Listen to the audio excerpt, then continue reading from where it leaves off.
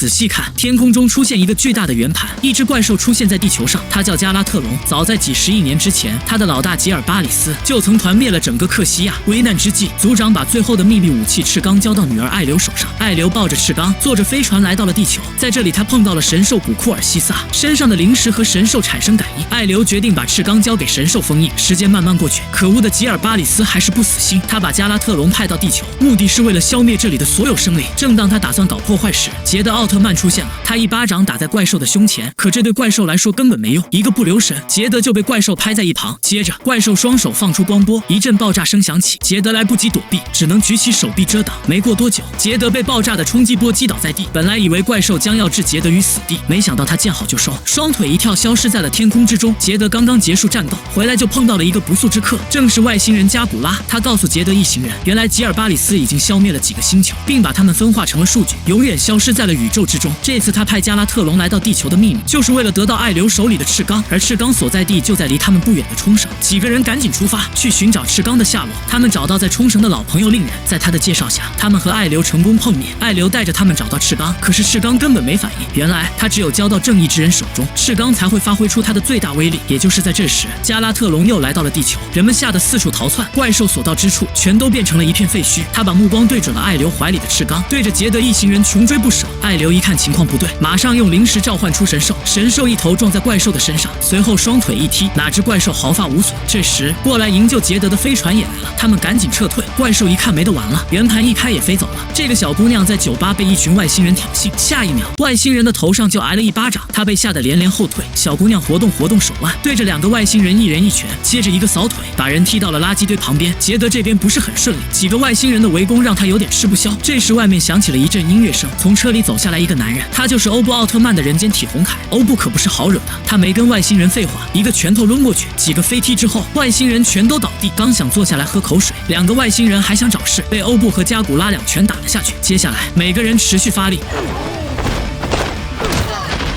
终于把外星人全都打散。至于欧布为什么来到这里，原来他所在的地方也受到了加拉特隆的攻击。欧布是单力薄，就过来找杰德一起想想办法。留给他们的时间不多了，吉尔巴里斯已经准备把地球数据化。奥特之父了解到情况，马上给赛罗发信息，让他赶紧过去支援。此时的地球上，加拉特隆重新出现，杰德跟欧布开始变身，